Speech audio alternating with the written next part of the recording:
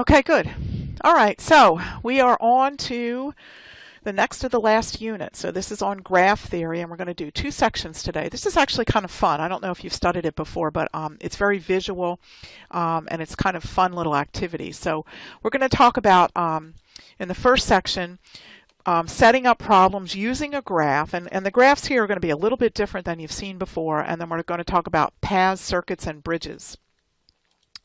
So a graph is a finite set of points called vertices that are connected with line segments that are called edges, and the line segments don't have to be straight. And a loop is an edge that connects a vertex to itself. So here's a little graph here. So here's a loop, and then here's an edge, here's a vertex. This is a vertex. This is not a vertex here because we notice there's not a point there and it's not labeled. The vertices are generally labeled with letters. So there's a problem in the book which is kind of interesting. This was an early project in graph theory, and it's called the, I don't speak German, but the Königsberg Bridge problem. And the city is situated on two banks, and there's two islands that are in the Prigel River. And let's take a look at the picture. Here's what the city looks like. So the city exists on both sides of the river, and there's also two islands. And there are bridges that connect. And in the next section, we'll talk about whether or not you can walk from one side to the other using all the bridges only one time. But we can represent this with a graph. And we can do that this way. So here's the question. The townspeople wondered if one could walk through town and cross all 7 bridges without crossing any of the bridges twice. So were they able to get from one side to the other, and or maybe even back to where they started from, but only using each bridge once? And again, in section 13.2, we'll answer that question. But let's label each piece of land with a letter, and then we're going to label or draw the edges to represent the bridges. So here's what it looks like. So here's side A and side B. Here's island B, and here's island C, and then we see all the paths that we have here, all the edges. So we can go from A to B over one bridge here. We could also go from A to B over this bridge. We can go from A to C, there's only one bridge there. We can also go from B to C, there's a bridge. And then likewise on the other bank, there's a bridge from B to D, and a second bridge from B to D, and then also a bridge from the land on this side back to C. So this is what we call the graph. These are the vertices. Okay, and so that's what we're doing in graph theory. We're using pictures, graphs, to represent problems. So let's take a look at this figure here. This is a phenomenal fitness gym. And here's what the picture looks like, and we want to use a graph to represent the floor plan. So on the graph, we want to make sure that we show all the connections. So for instance, we can go from locker room A to the outside, but we can't go from Ray's training room or Sierra's training room to the outside. We have to go through locker A. Likewise, we can't get to the health and weight room directly from locker A. We have to go through Ray's training room or through Sierra's. And same thing over here. We can't get to locker room B directly from the weight room. Notice we can go from the weight and health room outside 2 ways. Could go back to the outside. So if we represent that with a graph, here's what it looks like. Pretty complicated, but it's showing all the relationships in the original problem. So if we notice here, here's the outside. And then here's Ray's training room. Remember we said we couldn't get to the outside directly from Ray. We had to go through that locker room. The same thing for Sierra, and so forth around the graph. And then notice here we can go from H, the weight room, outside via two routes. We could go out this way and we can go out this way. So here's how you represent a particular problem with the floor plan. And again, in 13.2, we'll talk about the different ways that we can traverse the various paths there. Okay, so let's take a look at a lot of definitions to set you up for this chapter. So the degree of a vertex is the number of edges that connect to the vertex. So that's one definition that we'll use. And I should mention here, if there's a loop connected to a vertex, it counts as 2 toward the degree. So if you have a vertex with a loop, that's going to count twice in terms of the degree. And if we have a vertex with an even number of edges connecting to it, it's called even. And if it has an odd number, it's called odd. These are going to become important when we talk about Euler and different kinds of paths and circuits in the following sections. Okay, so in this vertex, A and D are even. A, 2 edges connect to it. D is also even because remember I said if you have a loop, it counts as 2 because you can connect either way. So we've got an edge here and an edge here, so that's 1, 2, and then we have 3, and we have 4. B and C rather are odd. B has 3 edges connecting to it, likewise C. Okay, so that makes sense, Leon? Pretty straightforward, I think. Okay, good. All right, and then we're going to talk about the paths. So the paths are how do we get through the graph. So it's a sequence of adjacent vertices and the edges that connect them. So for instance, here's a graph, and here's one path to get from C to B. So if we went this way, we went to D, and then we went to A, and then we went to B, there's one path. Most graphs are going to have an infinite number of paths. They're going to have a lot of different paths. So again, that's just one example of a path on that one. A path does not need to include every edge and every vertex, and in addition, the path could include some of the same vertices or same edges. So depending on the particular problem, we may want to go through a vertex more than once or use a particular edge more than once. So for instance, if you look at this here, if we have a simple graph here, A, B, C, D.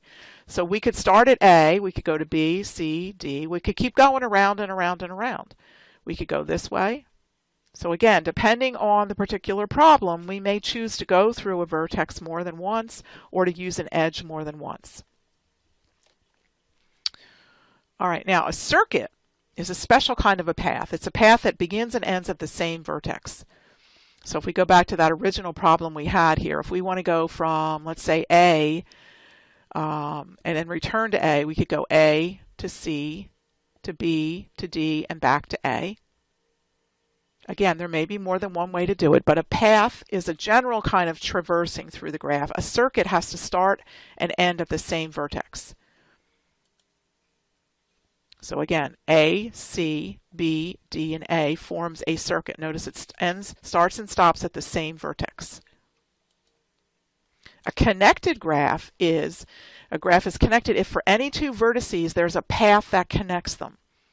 So for instance, in this picture, every single pair of vertices can be connected by some kind of a path. There's nothing there that's disconnected. So any two vertices you pick here, there's a path to get from one to the other. And you can kind of see that by the way that all the vertices are connected to one another. So let's look at a disconnected graph. Here's a disconnected graph. Vertex A is not connected to the rest of the graph. Here's another one. There's two pieces to the graph. These are not connected to one another. So these are disconnected graphs. I think I might have one more. Yeah, now this one at first glance wouldn't look disconnected, but it actually is because there's no path to get from C to D, no path from B to D, and so forth. So there's just two lines that are intersecting. This is not a vertex. If it was, then there would be a path from every vertex to every other vertex. But there is no vertex here where they're crossing, so this is also a disconnected graph. Determine if the graph is connected or disconnected. So how about this one, Leanne? What do you think about that? Is that connected or disconnected? Want to try that one? Was that a connected graph or a disconnected? Yeah, it's disconnected. You're right. There's no way to get on this part of the graph to the other part of the graph. How about this one? Notice it's the same idea, but what happened here is this point here came over and connected here, so this is connected, correct? And in fact, we're going to show the ones we looked at before. Let me just show you the three that we had before. A bridge is an edge that if we remove it from a connected graph gives us a disconnected graph. So this was one of the earlier pictures I showed you where we had removed this edge and we said it was disconnected. So that means that this edge here is a bridge. If I take that edge away, the graph becomes disconnected. This is a bridge. This was one of the graphs we looked at before. If I take this edge away, the graph becomes disconnected. So that's a bridge. I think I have one more. Here, this is a bridge. If I take this edge away, or this one in this particular graph, I create a disconnected graph. So any edge that when removed creates a disconnected graph is called a bridge. And that kind of makes sense as a bridge. Bridges you from one part of the graph to the other. In this disconnected graph, identify any bridges. Are there any bridges in there? So are there any edges, if I remove them, would cause at least one pair of vertices not to be able to be connected? Think there's any in there that are bridges, Leon? Any edge that I could remove? Yeah, which one is it? You want to just give me the letters? There is just one. Yeah, BC, you're right. Yeah, if you take BC out, then you've got the triangle part over here and the square part here, and it's a disconnected graph. And you have some homework like that. That's why I wanted to go over this kind of a problem with you. Okay, so let's go to 13.2, and we're going to talk about special kinds of paths and graphs in here called Euler. Euler paths and Euler circuits. Okay, so we're going to learn about how to solve problems with these. Euler, yeah, it's a weird word, isn't it? Yeah, it's actually the name of a famous mathematician.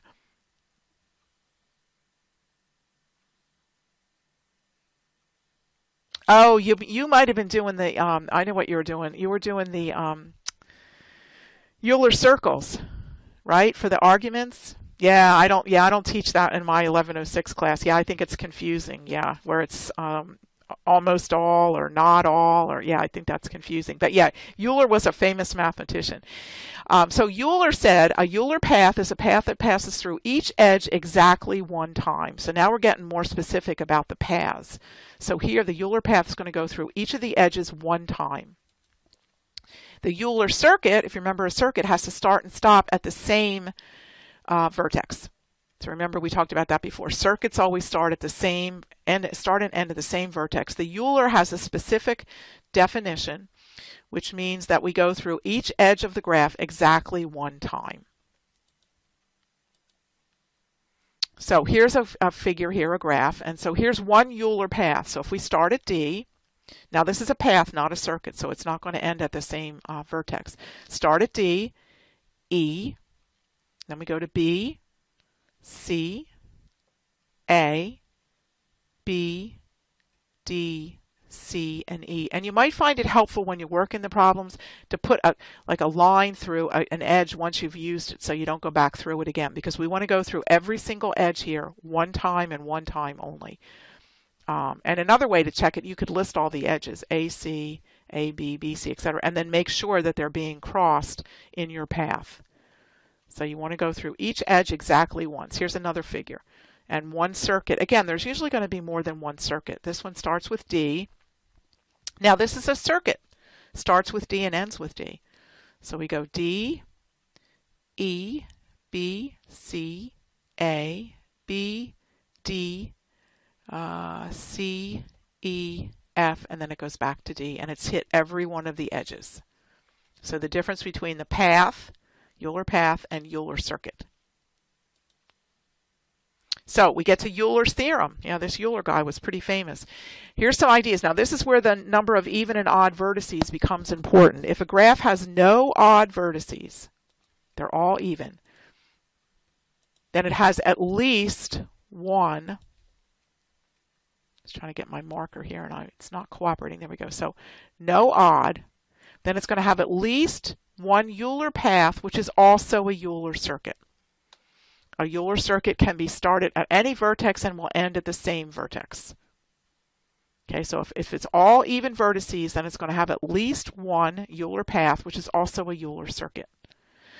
If it has exactly two odd vertices, then there's at least one Euler path, but no Euler circuits. Each path will begin at one of the odd vertices and end at the other. And then if it has more than two odd, it has neither a Euler path nor a Euler circuit. So three criteria here, and this will help you when you approach a problem to decide whether or not there are Euler paths and circuits. So we can go back now to that problem we introduced in 13.1 with the bridge. Okay, so could the path be taken through the city during which each bridge is crossed exactly one time, which would be a Euler path. We don't need a circuit, we only need a path. So here was our representation. All right, so what do we remember? Now, let's take a look at this. There are four odd vertices. If I take a look here, A, 1, 2, 3, B, 1, 2, 3, 4, 5. C has 3, and D has 1, 2, 3. All right, so nothing. You're right. Nope. There is no Euler path. So the people cannot go through those bridges doing it exactly one time. Doesn't work. Okay, because of the criteria, let's go back for a minute, of how the graph is set up. All right, because it has 4 odd vertices, that tells us there's no Euler path, no Euler circuit. Now, there's a Flory algorithm that kind of leads you through how to decide if there's a Euler path or a circuit. So first thing you do, determine if it exists using Euler's theorem. If it exists, proceeds with steps 2 to 5. If it has no odd vertices, you can choose any vertex to start. If it has exactly 2 odd, you're going to choose one of those as the starting point. And then trace the edges as you move through. They suggest here numbering them as you trace, because you can't trace it twice. Once you have used an edge, we call it invisible. And then when faced with a choice of edges to trace, if possible, choose an edge that isn't a bridge, and then finally continue until every edge has been traced exactly 1 time. Okay, so let's try an example. Crime Stoppers. On the next slide is a representation of a neighborhood of homes. And the neighborhood association is planning to organize a Crime Stopper group in which the residents will take turns walking through the neighborhood with cell phones to report suspicious activity to the police. So here's what the neighborhood looks like. And we want to know, can the residents start at one intersection or vertex and walk every street, block, or edge in the neighborhood exactly once and return to the intersection where they started? And if it's true, then we want to find out what that circuit would be. And again, remember that's a circuit because they want to stop and start at the same location. So does a circuit exist? All right, there are no odd vertices in here, believe it or not. They're all even. This has got 2, this one's got 4. Again, remember here where there's a loop, that counts as 2. So G has 4. There are no odd vertices. So that tells us there's at least one circuit, and it's also a path. And in this case, we're just going to start here. Doesn't matter where we start. We've chosen to start here with A, and then we could either go to AB or AE. This is from the book, and they chose to go to AB. And so the next step, they've chosen here to go all the way around the outside. Okay, so they went to B and then to C, D, E. So they've worked their way all the way around, and they come back here. Now, we don't want to go here because we would end, and then we would have to use an edge more than once. So we're here now. So now the question is, can we get around the rest of it using each edge only once? And it's not necessarily, remember here, going to be a circuit, is it? So now we're going to go 9, 10, and then we're going to go to, so from B, we had to go here. It was the only choice. Now from this one, we have a couple choices, don't we? Well, if we go here, we're kind of doubling back, so we don't really want to do that. So what are we going to do? We're going to go to from F to C and then to G. I'm going to go around the loop. We're going to go back here, back here, back here, back here, and then we're done. And it actually is a circuit. And we finished. And again, there's more than one of these in there, but this one just happens to be starting at A. You could do likewise one starting here. You could do one here. Because there's no odd vertices, then we know there's going to be probably more than one. Okay, let's try another example. Use Flory's algorithm to determine if a Euler path exists. If it does, what is the path? All right, so the first thing you want to do is use Euler's theorem. And we want to look at the vertices here. And we want to see what we have. So we see we've got 1, 2, 3. We've definitely got odd ones in there, don't we? And what did it say? If there were more than 2, then we knew there wouldn't be a Euler path. So how many odds are here? Let's see. C is even. D has got 1, 2, 3, 4. D is even. E is even. A is 1, 2, 3 odd, and B is odd. So there's 2 odd vertices. There's 2, A and B. So what does that tell us? We can start with one of these. Remember, this was step, let me look back. In Euler's theorem, if it has exactly 2, the Euler path will start at one of the odds and end at the other one. Yep. So we can start at A, and we're going to end at B, or we can start at B and end at A. Let's see what I did. I started at A, and then I went B, E, D, C, A, D, B. So you're always going to end at the other one. All right. Now this is a path and not a circuit. Remember that. Okay, no circuit on this one, but there will be a path. And you could also create a path from B where you end back at A. So 2 possibilities on that one. Okay, that's all I have actually for this week. So kind of interesting stuff, Leon. I don't know if you've ever studied it, although you do know Euler from your Liberal Arts 1 class. But this is kind of fun stuff. Yeah, it's sort of fun. Next week we'll do paths and circuits that go through each vertex once rather than each edge once. And then we'll do things called spanning trees, where we work out lowest cost for different graphs. So kind of fun stuff. Okay, any questions on anything, Leon? Getting close to the end.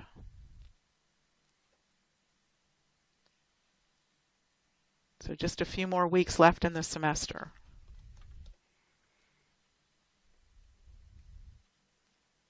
Yes, I know. Last week, I told you, last week was the worst week.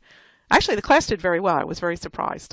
But yeah, I know you had 3 sections and it was a lot of stuff. So now it's kind of downhill from here. So we'll do the rest of graph theory next week, and then we finish up with apportionment and voting methods, which is also pretty interesting. All right, so Leanne, if you're good, I'm going to go ahead and sign off. And again, we'll chat next week. We'll finish up this cycle, chapter 13 next week, and then we'll move on to the last unit. So have a great week, Leon.